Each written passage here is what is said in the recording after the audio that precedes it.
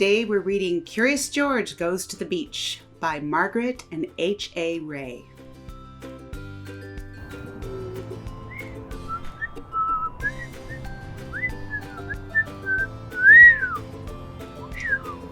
Oh, hi! There you are again! I was just up here doing another story and I'm trying to find my way back to the water.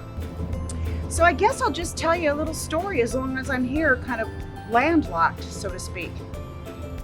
In fact, I just heard the other day a story about a little monkey. He was always getting into trouble because he was so curious about things and why things happened the way they did.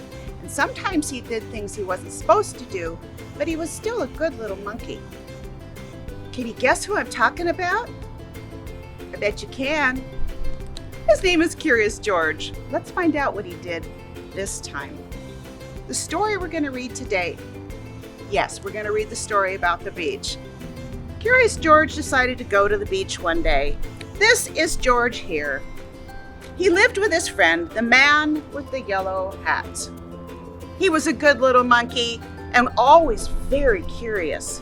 Today, the man had a surprise for George. He took George to the beach. They found a spot on the warm sand and then another surprise. George saw his friend Betsy. "Look, Betsy, look," said her grandmother. "It's Curious George." But Betsy, she didn't smile. She had never been in the ocean before and, well, Betsy was kind of scared. "I know you're a good swimmer," the man told her. "You'll be fine when you get in that water." Well, that helped Betsy feel a little better, so she walked toward the water with her grandmother. George helped spread the beach blanket and set aside their lunch right there in his little picnic basket. He was looking forward to a picnic, but it was not yet time to eat. So what does George do when he has time on his hands? George tends to play and then somehow get into mischief. Well, this time George says, "It's time to play." In no time, George was having fun. He learned a new game. He dug in the sand and he buried the man with the yellow hat. And he made a new friend. Monkeys are very good at making friends. Looks like he found Hermit Crab there on the beach. When he took a break, George watched the lifeguard. The lifeguard sat in a special chair. The lifeguard sometimes, well, he even blew a whistle. And sometimes he looked through binoculars. It looked like fun to be a lifeguard. Well, George, he was curious. Could he be a lifeguard? Before long, the lifeguard took a break. Here was George's chance. He snuck behind the lifeguard chair and he hid and he waited till everybody was gone. Then, watching the crowd from up in the special chair after he climbed it, George, he did feel like a lifeguard. He really did. He looked through his binoculars. "Oh, I see you there. Are you guys being good today for your mom and dad and everyone that you're with and all your grown-ups?" "I bet you are, because you're all really good kids. Just like George. He's just a little curious." George felt like a lifeguard. There was a lot to see at the beach. My goodness, look! So many people at the beach. There's people swimming. There's people laying in the sand. There's all kinds of fun stuff.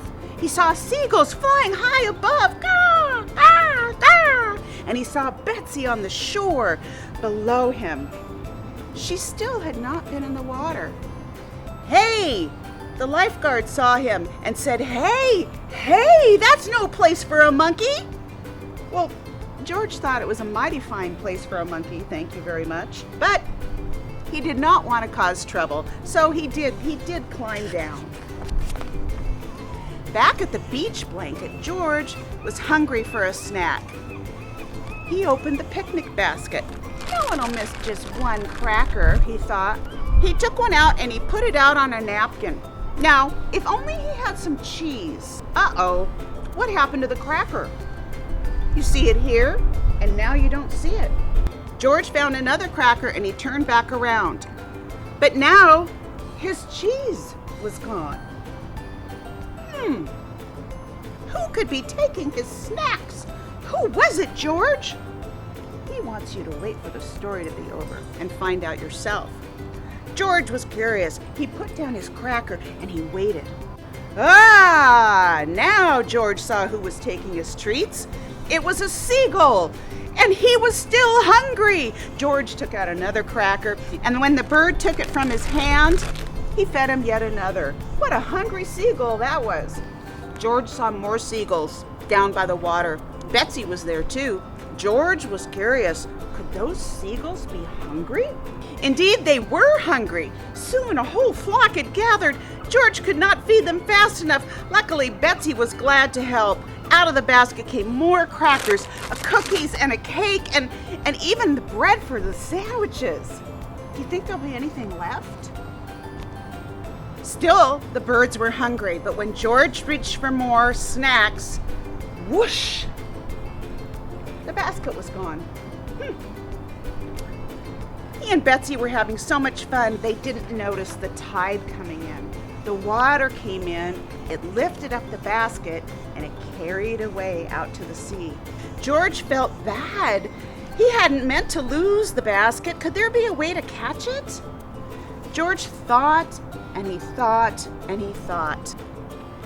George was no lifeguard, but to save the basket, he knew just what to do. Quickly, he found a float, and he carried it to the water. Jumping aboard, George began to paddle fast. 1, 2, 3.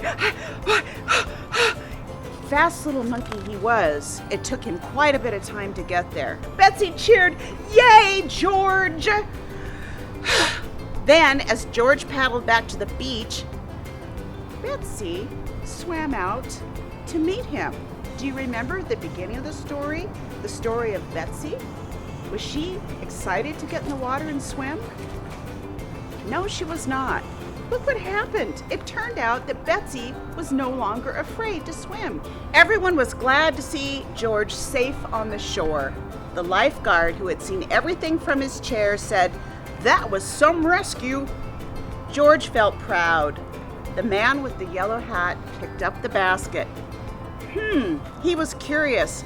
"George, is this our basket?" Poor George. After all that, the basket was empty. There would be no picnic on the beach, and it was all his fault. Then Betsy's grandmother said, "Won't you join us for lunch? We have plenty, and look, now we have reason to celebrate thanks to George." They did have reason to celebrate. Betsy was in the water. Not only that, she was swimming. And she also was not scared anymore. She was having fun. After everyone joined Betsy and George for a swim, it was time to eat at last. There were sandwiches and chips, bananas and cookies and watermelon. There was plenty for everyone, and there was even a little for their guests. And that, my friends, is the end of the story of George going to the beach. And we learned kind of an important lesson in this, didn't we? Friends really can help each other when they're scared or when they feel like they can't do something. A little encouragement sometimes helps a lot. So I think George did a really good thing helping his friend Betsy learn how to swim and not be afraid anymore. Y'all have a great day. Thanks for joining my little mermaid self here on this very warm tugboat today. I think it's time for me to get back in the water. I hope you all have a great day.